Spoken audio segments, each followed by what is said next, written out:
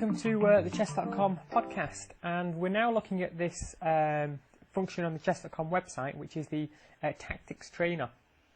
And even if you're a non-paying member of Chess.com, you can get the free tactics every single day to play through and to learn. Now I'm playing white in this position. I'm going to find the best move for white. Obviously our knight's under attack. We want to maybe create some threats of our own.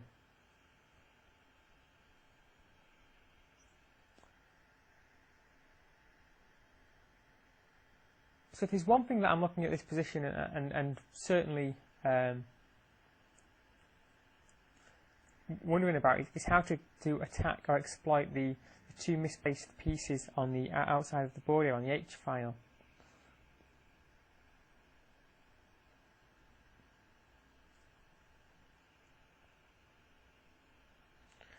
I'm going to use my knight to take the bishop to bring the queen down. That seems to be placing the queen into a really awkward square there. And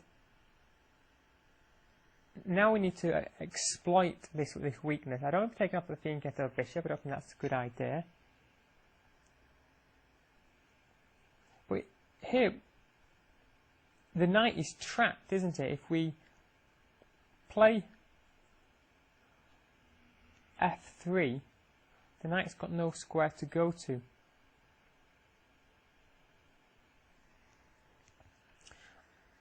One would presume it would take on the g3 square, but then simply taking back and it's problem solved. So I've got this set up so that it stops after each problem. I'll click onto the next problem now and we'll try and solve another problem. Okay, only 70 seconds for this one. And I've obviously got control of this E file, and how do we exploit that to get mate? Well, in fact, it's not mate. Simply looks like queen takes bishop, rook takes bishop, knight comes in to E7 with check. The king will be forced onto G8. We can take the queen with check. G takes, and then it'll be rook takes, and it'll be a whole rook up. Let's see if that's correct. So queen takes bishop, rook takes, and we're going to come in with our knight, which is forcing the king to move to G8, where we can take on F6.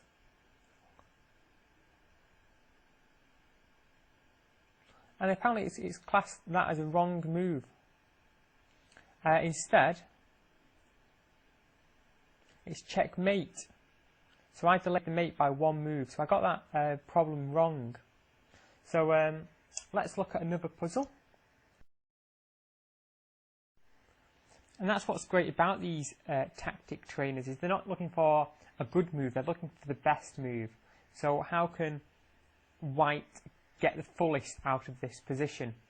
And when you're in complicated positions, that can be the difference between winning and losing. So bringing the queen here to E6, check. And what can the black king do? He can't come to F8 because it'll be mate. And by going to H8, he's allowed us to come in.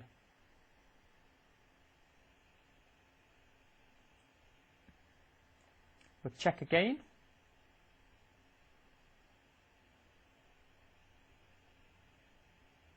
And this is a classic smothered mate scenario. We're going to see the king, again, becoming exposed.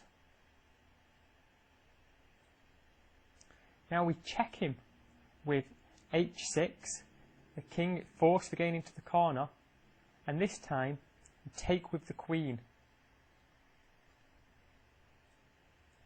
The only move is to take back with the knight. And with all the pieces around the black king, we can go back to our check on F7, and this time it's checkmate. That's a beautiful smothered mate. So sometimes in these types of problems you get patterns that you're familiar with and you can work out relatively quickly, and other times it's positions such as this that are completely foreign to you. So we've got great pressure here on the long diagonal A1 to H8. That's the first thing I noticed in this position. See that there's an exposure here on the knight. We can attack the knight once. We can easily take back with the bishop. It's defended twice. But there is a fork in this position also. If the knight came to b6, so is that the answer? Are we going for a fork? Yes. So sometimes it's just a winning material. The computer's going to play on though. It's going to find another move. And do we want to take the rook straight away?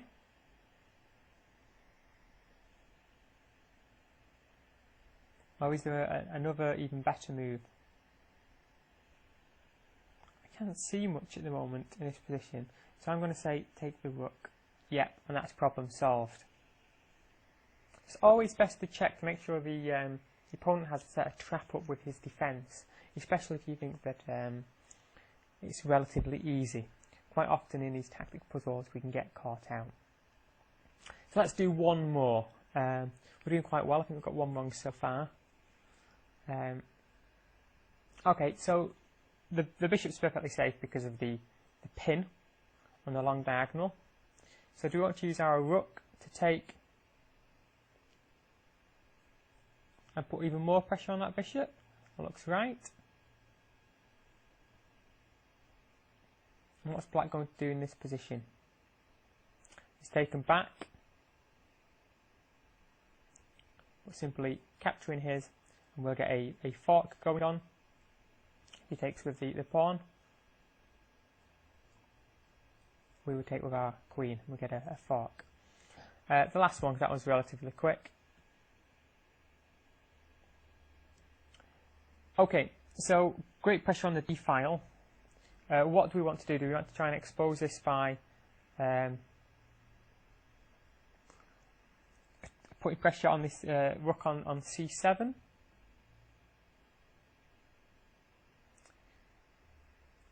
The d7 square is protected by the knight at the moment.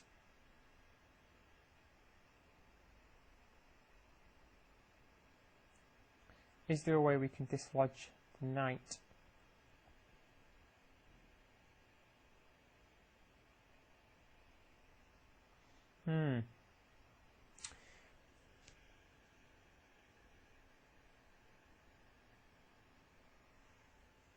There's a few checks, but I'm not sure if they do much.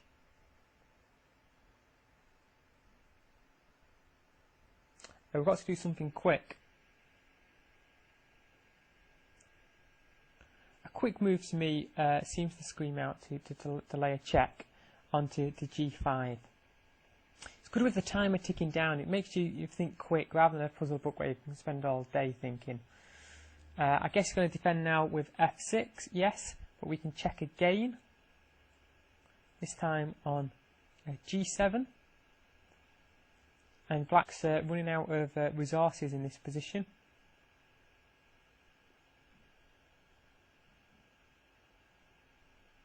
So if we go down, is that checkmate?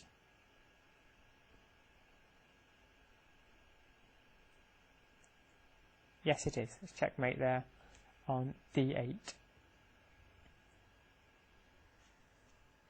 So the kind of solution there was to try and find the intermittent check that allowed our queen into the king's position. I'm going to stop there. We've done enough of these positions, and if I carry on going, I'm going to start losing and getting things wrong.